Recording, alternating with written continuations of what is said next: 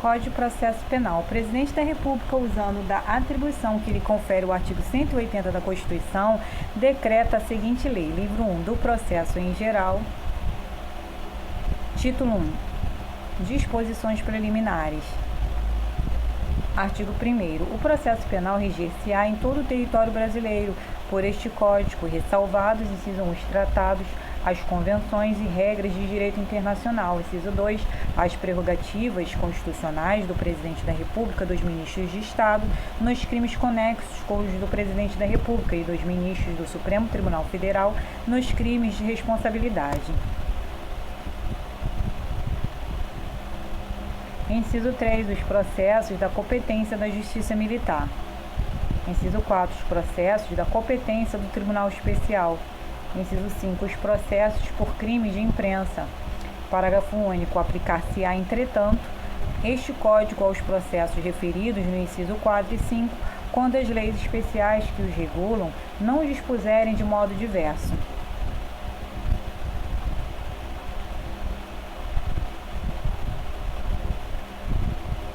Artigo 2º. A lei processual penal aplicar-se-á desde logo, sem prejuízo da validade dos atos realizados sobre a vigência da lei anterior. Artigo 3º. A lei processual penal admitirá interpretação extensiva e aplicação analógica, bem como o suplemento dos princípios gerais de direito. Juiz das garantias. Artigo 3º-A. O processo penal terá estrutura acusatória, vedadas a iniciativa do juiz na fase de investigação e a substituição da atuação probatória do órgão de acusação.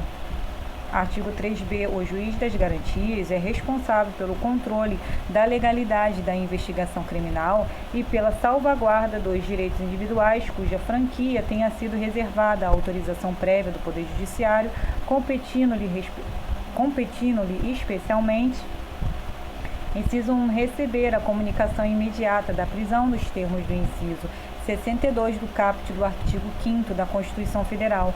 Inciso 2, receber o auto da prisão em flagrante para o controle da legalidade da prisão, observado o disposto no artigo 310 deste Código.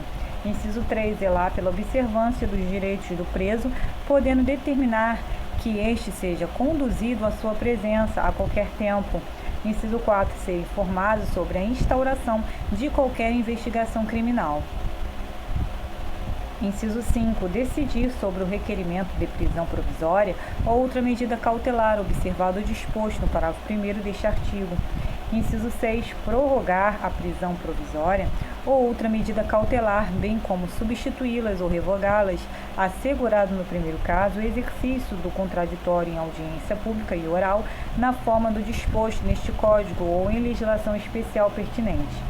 Inciso 7, decidir sobre o requerimento de produção antecipada de provas consideradas urgentes e não repetíveis, assegurados o contraditório e a ampla defesa em audiência pública e oral. Inciso 8, prorrogar o prazo de duração do inquérito, estando o investigado preso, em vista das razões apresentadas pela autoridade policial e observado o disposto no parágrafo 2º deste artigo. Inciso 9, determinar o trancamento do inquérito policial quando não houver fundamento razoável para sua instauração ou prosseguimento. Inciso 10, requisitar documentos, laudos e informações ao delegado de polícia sobre o andamento da investigação. Inciso 9, decidir sobre os requerimentos de: a linha A, interceptação telefônica do fluxo de comunicações em sistemas de informática e telemática ou de outras formas de comunicação. A linha B, afastamento dos sigilos fiscal, bancário, de dados e telefônico. Inciso C, busca e apreensão domiciliar. Inciso D, acesso a informações sigilosas. A linha E, outros meios de obtenção da prova que restringam direitos fundamentais do investigado. Inciso 12, julgar o habeas corpus impetrado antes do oferecimento da renúncia. Inciso 13, determinar a instauração de incidente de insanidade mental. Inciso 14, decidir sobre o recebimento da denúncia ou queixa nos termos do artigo 339 deste Código. Inciso 15, assegurar prontamente, quando se fizer necessário, o direito outorgado ao investigado e ao seu defensor de acesso a todos os elementos informativos e provas produzidos no âmbito da investigação criminal, salvo no que concerne estritamente as diligências em andamento. Inciso 16. Proferir pedido de admissão de assistente técnico para acompanhar a produção da perícia. Inciso 17. Decidir sobre a homologação de acordo de não persecução penal ou os de colaboração premiada quando formalizados durante a investigação. Inciso 18. Outras matérias inerentes às atribuições definidas no caput deste artigo. Parágrafo 1º. O preso em flagrante ou por força de mandado de prisão provisória será encaminhado à presença do juiz de garantias no prazo de 24 horas, momento em que se realizará audiência com a presença do Ministério Público e da Defensoria Pública ou de advogado constituído, vedada um emprego de videoconferência. Parágrafo 2º. Se o investigado estiver preso, o juiz das garantias poderá, mediante representação da autoridade policial e ouvido o Ministério Público, prorrogar uma única vez a duração do inquérito por até 15 dias, após o que, se ainda assim o investigado não for concluída, a prisão será imediatamente relaxada. Artigo 3º-C. A competência do juiz das garantias abrange todas as infrações penais, exceto as de menor potencial ofensivo, e cessa com o recebimento da denúncia ou queixa na forma do artigo 399 deste Código. Parágrafo 1º. Recebida a denúncia ou queixa, as questões pendentes serão decididas pelo juiz da instrução e julgamento. Parágrafo 2º. As decisões proferidas pelo juiz das garantias não vinculam o juiz da instrução e julgamento, que, após o recebimento da denúncia ou queixa, deverá reexaminar a necessidade das medidas cautelares em curso, no prazo máximo de 10 dias.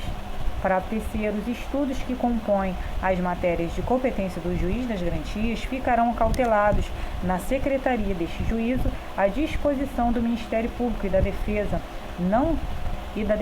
e não serão apensados aos autos do processo enviados ao juiz da instrução e julgamento, ressalvados os documentos relativos às provas irrepetíveis, medidas de obtenção de provas ou de antecipação de provas, que deverão ser remetidos para apensamento em apartado. Parágrafo 4º. Fica assegurado às partes o amplo acesso aos autos acautelados na Secretaria do Juízo das Garantias. Parágrafo 3º-D. O juiz que, na fase de investigação, praticar qualquer ato incluído nas competências dos artigos 4 e 5º deste Código, ficará impedido de funcionar no processo. Parágrafo único. Nas comarcas em que funcionar apenas um juiz, os tribunais criarão um sistema de rodízio de magistrados a fim de atender às disposições deste capítulo.